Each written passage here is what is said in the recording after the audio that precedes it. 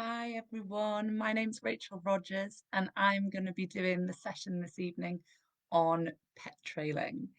I'm just going to give this a minute or two because I know Facebook can take a little bit of time to kick in and let people know that I'm live. So if I am and you can hear me, if someone could put a little comment on to let me know that it's up and working, that would be fabulous. Otherwise, I will just introduce myself before we get started. So my name's Rachel Rodgers. I am a clinical animal behaviourist and a full member of the APBC. I run my own clinical animal behaviour company called Nose to Trail. Hence, we're doing a session this evening on pet trailing. So it's nose to trail, not nose to tail, which often causes a lot of confusion. So I've been working with dogs now for over 10 years. I have a master's degree in animal behaviour and welfare from Newcastle University. And I've spent a lot of time with rescue dogs. So I worked for the RSPCA, I've worked for Dogs Trust, and now I currently work for myself. And I'm a little bit obsessed with pet trailing. So I'd love to kind of spread the pet trail world and tell you a bit more about it. I do feel a little bit like an imposter because when it comes to being an expert, I am, well, I wouldn't consider myself to be the expert on pet trailing. So in the UK, there is only one pet trail trainer, accredited one. But we are in an unregulated industry, so we don't want to get into debates over what's accredited and what is qualified and that kind of thing. But the lady who runs Pet Trailer UK, Becky Smith, she has spent over a year achieving her qualification, her pet trail training in Austria. And she is at present the only trainer that we have in the UK who does pet trailing as a like an official thing. There are a lot of other kind of scent work things that you can do, scent work or nose work, however you want to call it. But Becky's style's a bit different, and it's the one that I send certainly my clinical animal behaviour clients to, but it's also the one that I obsessively go to with my own dog, Rico. So kind of understanding why we're going to talk about pet trailing this evening anyway is for me that so many of the dog sports, dog activities, dog training that I see people doing just doesn't use what is the dog's primary sense. So dogs rely and see the world so much more through their noses than we tend to realize. And I think that's mainly because as humans, our sense of smell just really isn't that good. Okay, a dog's sense of smell is just incredible compared to ours. It's their primary sense, it's how they see the world. So, to me, it makes perfect sense to use that in our training and to use it with our pet dogs a bit more because actually, if we know a little bit more about the dog's nose, how the dogs perceive the world, then I think sometimes we can just understand them a little bit better. So, if any of you've ever kind of had a smell that reminds you of someone, maybe an aftershave or a perfume, okay, dogs do that all day, every day. The things that they are smelling evoke memories for them. They form good memories, bad memories with those smells. And that sometimes, when we remember that, can maybe make us understand a bit why sometimes they do things in their behavior that we can't necessarily understand. And their sense of smell is just, well, it's just so much better than ours that they can even smell things that we wouldn't understand, we can't perceive. So we know that dogs can smell hormones, we know that dogs can tell when we're sick. Well, I think most people have seen the incredible work with the COVID detection dogs that's been going on. Dogs can tell when you're pregnant, dogs can sense our emotions, and that's all through their sense of smell. So we need to really keep that in mind with when we're training dogs and just understanding dogs a bit better, that their sense of smell is just incredible. And it's really important for me that we're dog centric in what we do. So when I'm doing training, there's no point in me doing things that rely on kind of shouting at dogs or using hand signals with dogs. if they're seeing the world through their nose, I may as well tap into that and use that more to try and communicate with them than going against what is kind of natural for them. Okay. That's not to say dogs don't hear and dogs don't see. They do. Okay. But we can use that sense of smell for kind of so many different ways and so many different reasons. But if we look at kind of pet trailing in general, what is it? Okay, I don't know how many people know much about pet trailing who are watching. If you've done pet trailing before, please do pop in the comments and let me know, because I'd love to find out about people's experience of pet trailing. But pet trailing is where we search for a missing, inverted commas, dog. So we will use a pet. Primarily it's dogs. Okay, in theory you could use other animals, but it's dogs. And we have one which is the runner. So it's a stooge, it's a fake missing dog, okay, that we would then hide and then teach your dog to find by using their incredible sense of smell. So when we're doing that, it's basically like a giant game of hide and seek. Okay, so we are hiding a dog if it's pet trailing, a person if it's man trailing, and then we're training our dogs to seek out and find that missing person or animal. Um, Becky is unique, the lady at Pet Trailer UK, because hers is, as far as I know, the only one that is searching for kind of pet dogs in the UK using this method. But there are, there's a lot of scent work that you can go to with your dogs, lots of, or nose work, if you want to call it that.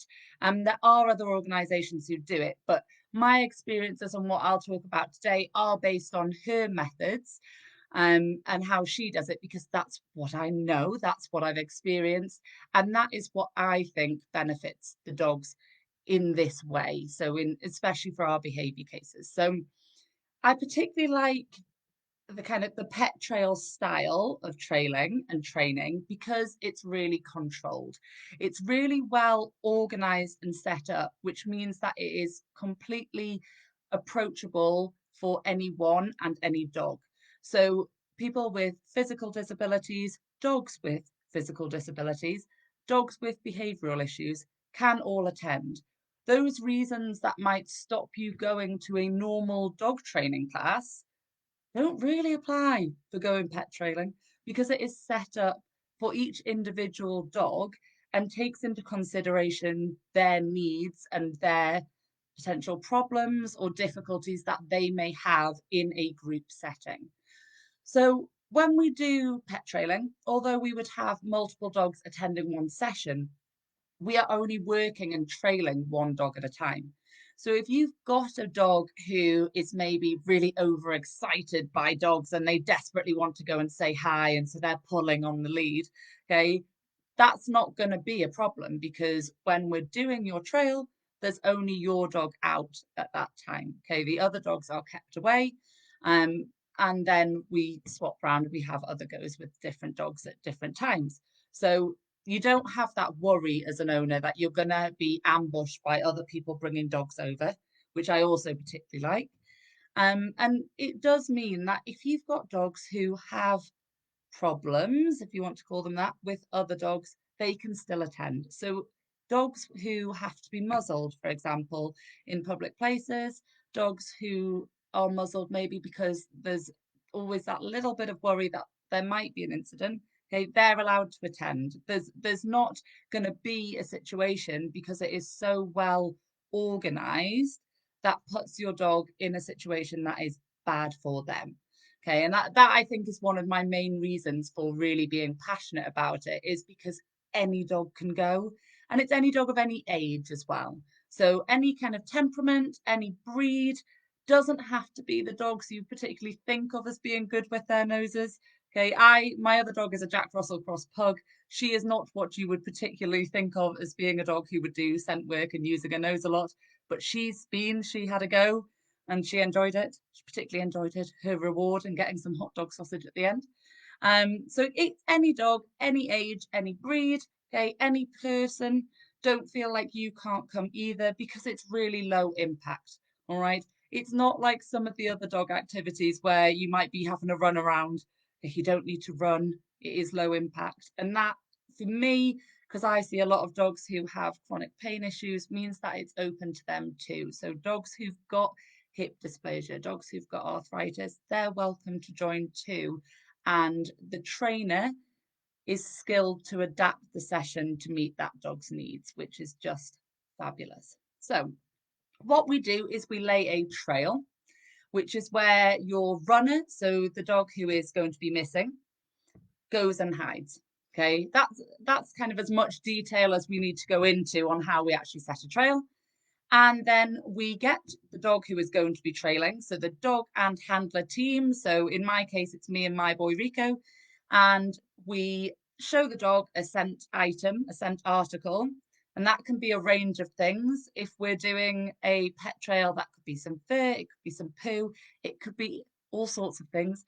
But when we're doing trailing, it's that particular missing, the runner's unique scent that we are finding. Okay, so it's a little bit different to some other types of kind of tracking work where a dog finds just humans and follows a human scent.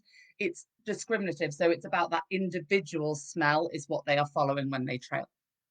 So the dog gets pointed out to a scent article, and then they set off and they follow the trail. Okay, it amazes people when they go the first time. I think they quite often think there is no way their dog is going to manage to do it, and they do. Okay, it's their natural abilities. The dogs, we're tapping into that, so it really is. They're so good at it naturally. So please don't think, oh, my dog couldn't do it. Your dog almost certainly can. So again, that's another reason to just love it, is that dogs succeed. And certainly when I'm working with behavior clients, that is something they really benefit from, is seeing their dog succeed at something.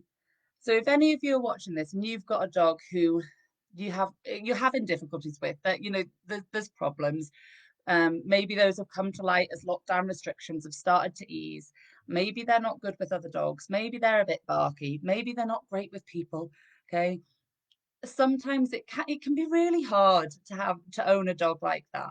So going to a session and seeing your dog succeed at something first time and seeing how much they enjoy it is so rewarding, and it's so beneficial. So it's really lovely to see that and have that experience with your dog. Pet trailing does wonders for the owner dog bond. It really does, because you're doing it as a team. Okay, the dog isn't let off and just goes and finds things of its own accord. It's a partnership. It's you and your dog working together. So in terms of kind of equipment, that's another reason that it's great. You don't need to go out and buy loads of swanky equipment. Okay, if your dog has already walked on a harness, you've probably got half of what you need. So you need a harness and you need a long line. Okay, I use a 7.5 meter long line and a thin leather one because I've got a teeny tiny dog, but that's all you need. Okay, which is great because it's cheap and easily accessible. Once we've kind of shown the dog the scent article, that's what happens. They go off and you hold the lead and you follow them. You go together as a team. So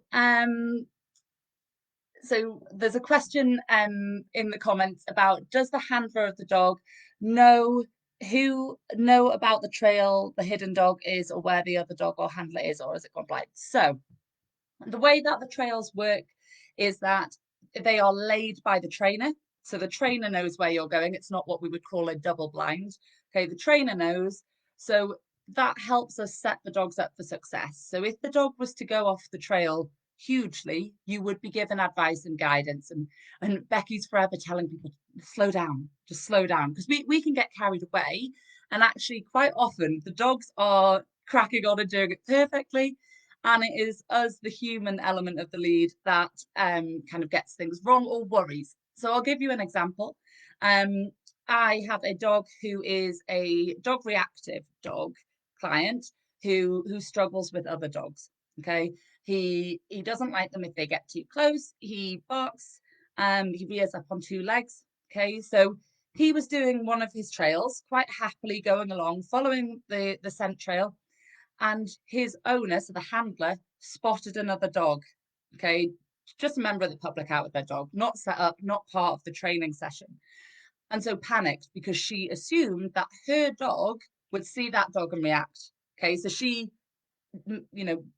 gathers up the lead, panicking, oh no, can't let the dog too close.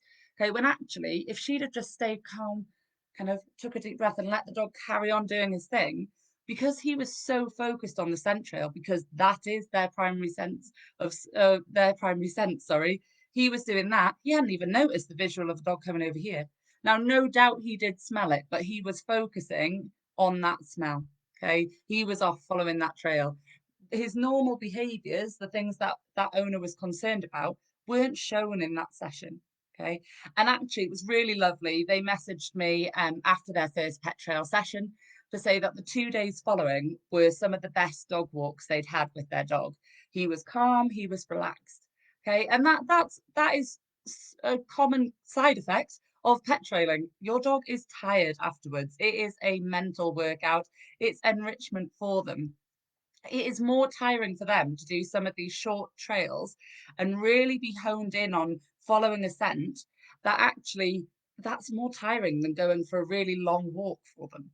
Okay, so I remember when I first took my boy a couple of years ago, he was quite young, he was quite lively, he liked to play, run around all the time. He was one of those dogs who would just always wanted attention. Let's do something, Mum, get up, let's do something.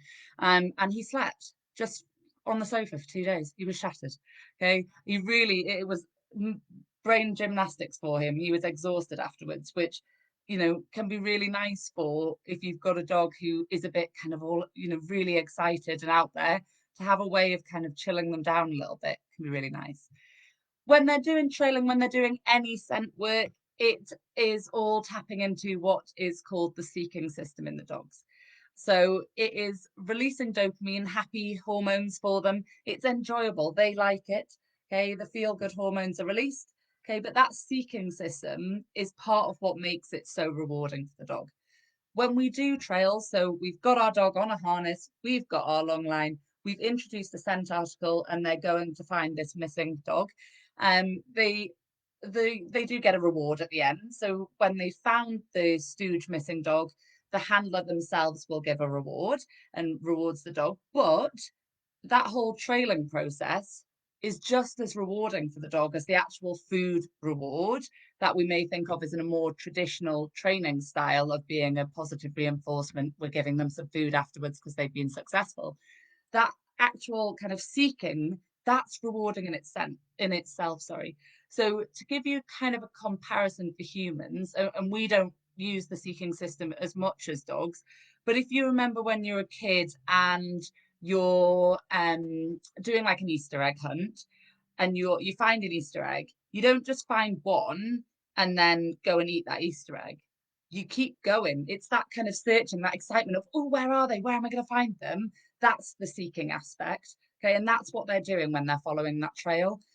So that is just as rewarding as getting your hot dogs or whatever you give when you find the stooge, the missing, the runner person or dog.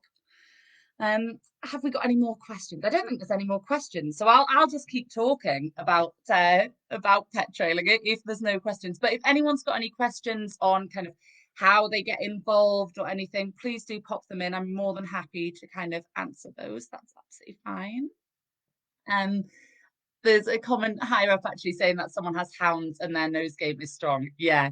It's funny, isn't it? Some dogs really, they use their nose a lot anyway. So if they're using their nose when you're out and about, give them a job. Okay. Give their nose a little job to do and funnel that into something productive because it's great.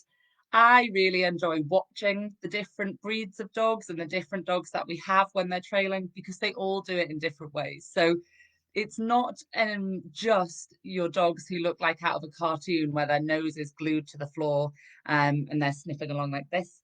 Okay, they don't all do that. And that doesn't mean that it's not working or that the dog isn't doing it. It's just how they're scenting, how they're bringing the smell in. My boy walks, just looks like he's walking, which made it quite hard for me to know at first if he was on the trail or if he'd gone off and got it wrong, because he doesn't put his nose down and look like he's following, he just walks.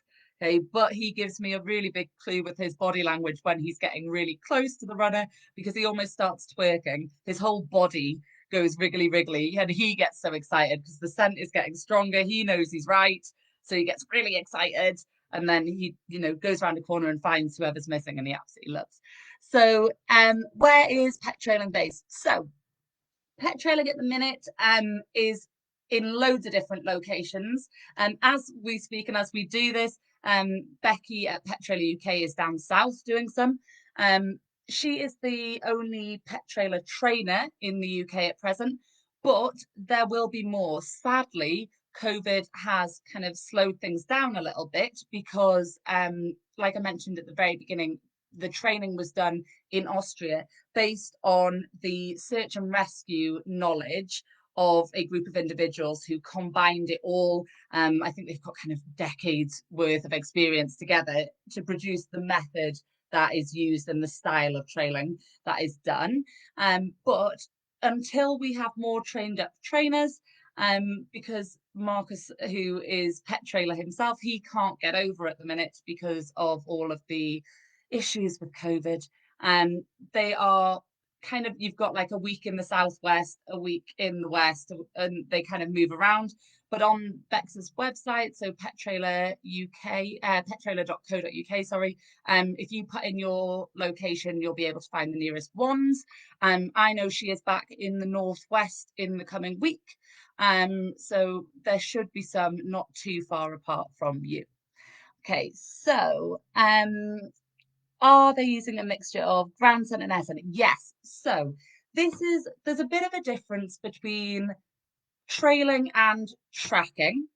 Okay. So trailing, which is what is done in pet trails, is, I like to think of it as a bit more free for the dogs. Okay. So they have a bit more freedom. So when a dog is tracking, they are often following like a human kind of originally chosen by humans. So say you've got like vegetation, so ground that's been trampled on, they might kind of hone in and say, oh, the suspect, say, has gone that way because there's disturbance, and they'll send the dog off that way. And it's usually following just that particular track rather than a unique scent profile for that individual. So there's higher scent discrimination in trailing. And yes, it's ground and air scent. And that's why it is more, I think it's freer for the dogs, because when a dog is trailing, if they're going along and they're following, say, the ground scent, but then they get a whiff on the air of a fresher scent from over here, okay, coming from a different direction, they can deviate off. Okay, so they can go and they can deviate off and they can find where it is. So it is a little bit different. Okay.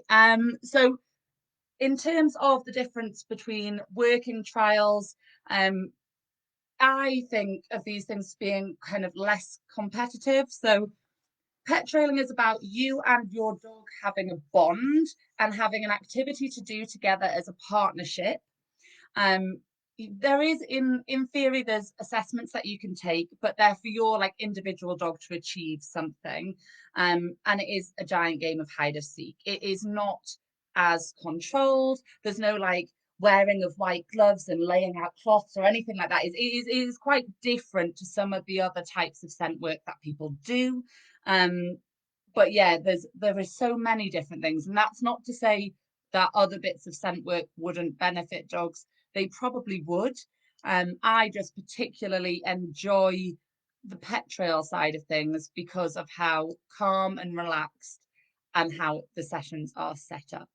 So if we look at kind of from the human side of things, the benefits that I see for the owners are that they're going to somewhere where you are in a safe space. Okay, most of the other dogs who are there are going to be dogs who have similar kind of maybe issues, or where people have had those bad experiences where the very friendly dog comes running over to your on lead dog, and it's a bit of a challenge for you to handle. That doesn't happen. So that can be really like helpful to have that controlled setting with like-minded individuals that you're going to. And I see that bond developing between the human and the dog, which is really nice. But the other thing that I see is that my owners, so the clients who go, develop really good body language awareness in their dogs, because in order to tell whether the dog is following the trail or not, they have to learn their dog's individual tells that they do on the trails. And so they're starting to pay more attention to their dog than maybe they have done previously. A lot of us watch our dogs and say, oh, they're cute, and get our phones out and take pictures of them sleeping and when they're doing different things around the house. But not that many of us, certainly as pet dog owners, just watch our dogs and know their own unique little things that they do when they're happy or when they're a little bit worried. And that can be hard sometimes with the dog on lead, because if you're following it with the harness down the middle of its back, you're seeing its back of its head and its ears, its tail, but you might not see its face. And loads of the information you can find on dog body language is about kind of what is their mouth doing, what are their eyes doing, and you can't see that when you're behind them. So it really does help people to develop body language skills that maybe they didn't have before. Are there any other questions in the chat box? I don't think there is at the minute. Okay, so I'll tell you a little bit about some of the other stuff that I do with nose work then. So I call it nose work rather than scent work, but that's because I think the nose is doing the work, not the scent. The dog's nose is fabulous. But you know, they are used interchangeably. So if you're looking for things to do, use the terms nose work and scent work, and you'll find more if you search for both terms. So I do an online course with my clients as well for nose work. And that's open to everyone. It's not just my behavior clients. And that again is to help teach the dogs how to really use their amazing noses.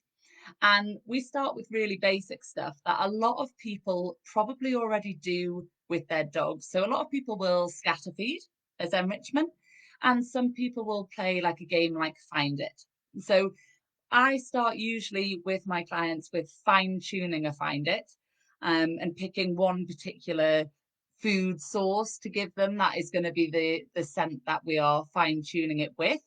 And we start in the house so that they have less distractions. So again, if you've got a dog who wouldn't be suitable for group classes, that's why some of the scent work stuff is really accessible, because you can start at home. You don't have to worry about being in a room with others. And then they learn the skills and techniques to take it out and do it out and about. So for dogs who maybe struggle with kind of when they first get somewhere, they're quite excited, maybe a bit frustrated and pulling on the lead, having that kind of in your skill set as something to do can be quite nice. So you can drive somewhere new and exciting when you've had that kind of prior experience of thinking, oh, my dog's going to be a nightmare when I open the boot and I get them out of the car. You can get out and you can set that up in advance. So you can use your little bit of food that you've used for your Find It training in the house. So just something really basic like cheese, and you practice it in the house, and then you can take it out on your walk. So you could stick it on your own car, you could stick it on a fence, you could stick it on a tree before you even get the dog out of the car. And then you can give them their cue to go and find it. And straight away, you're getting that nose into work. Okay, and getting them doing that instead of that, oh, where are we going? I'm so excited, and pulling on the lead. So I find it can be really calming for dogs to introduce that in the house and then take it outside. It's also quite good if you've got dogs who can't go out for whatever reason. So I don't know where everyone's watching from. I think someone just said they're over in Mexico. So it might be even hotter there than it's been here, but it's been too hot to take our dogs on walks in the middle of the day. So scent work can be a really good thing as an activity for when it isn't appropriate to be walking your dogs. Okay, so when you think, oh, they need a little break, they need something to do, maybe you need a break from working from home and being on the computer all day, you can just get up and do a little bit of that with them. So you can go into one of your rooms, hide some bits around for them to find, and then let the dog in and let them sniff out and find all the goodies that you've put in. Okay. And that doesn't need to be that they are getting extra calories and that you're worried about them getting chunky, because you can do that with their normal food as well. But you can also take that out of their food allowance. So if you would normally give them a certain amount in the morning, but you're thinking, oh, too hot to walk today, I'm going to end up using some cheese or some hot dog. Just take some of their food out to balance it out. So it's not going to be that we end up with loads of chunky dogs because we've been using food to train them. When I use food, that's what we call an active find. So it's something the dog gets to they're eating or chewing. So you can use toys as well. But they actively get to be involved with it when they found it. You can then go on to doing a bit more serious stuff. You can do what we call like passive finds, where you put them onto a different scent, and that would be something you wouldn't then have them eating or chewing or digging at when they find it. And certainly I had the privilege of doing some training with the fabulous Louise Wilson at Conservation Canine Consultancy. Okay, and she trains her dogs using the same techniques, but to find kind of things related to conservation, great crested newts. I think she's away at the minute doing some pine marten scat hunting. Okay, searches for those. You can't be having a dog that would then put that in its mouth. Okay, so passive searches are really important, and that's where the dog would indicate that they had made a find. And that can look very different depending on the dog and how it's trained. Some of them will put their nose up against something and stay there and say, it's here. Others will sit. It really depends on how it's trained. But it's more your active finds if you want to be doing some scent work in the house and taking it out and about on your walks. Something really basic like cheap, mild cheddar cheese can be used for that really easily. And yeah, if you want to do your pet trailing, then that is all about kind of finding someone to lay the trails for you. So finding a session you can go to, okay, because it isn't just as simple as getting your friend to walk around a corner and hide with the dog. Okay, it's a bit more complicated than that. But if you're looking at getting into it with your dog for fun, you don't need to know the ins and outs and the science behind how the trails are laid. Okay, if you're really keen, or if you're a trainer or behaviorist who's watching this, then do have a look, because there's going to be a new course on being one of the people who can lay the trails. Okay, so you can get involved in that if that's something that's really excited you and you think, oh, I could do that too. You can, when COVID allows, there will be an instructor course, and all the information about that is over on Becky's website. But if you're a pet dog owner and you're looking for a fun hobby to do that might keep your dog entertained, give their nose a job, and just give you some quality time to spend with your dog doing something a bit different and helping you to get that lovely bond with them, then I certainly recommend getting involved with it and at least having a little go. You might not become addicted, but I have to say, I think it is one of those things that once you've done it once, you end up going back. So I apologize in advance for anybody who becomes as obsessed as I am and spends a lot of time going around the country doing trails, but it is such good fun and your dogs will love it. If there's any last questions, please do put them in the chat box. I haven't seen any for a while, but that doesn't mean that that isn't any. It might just mean that my thing has frozen, but I certainly haven't seen any for a while. I'll just wait a second or two in case there are any more ones that come up.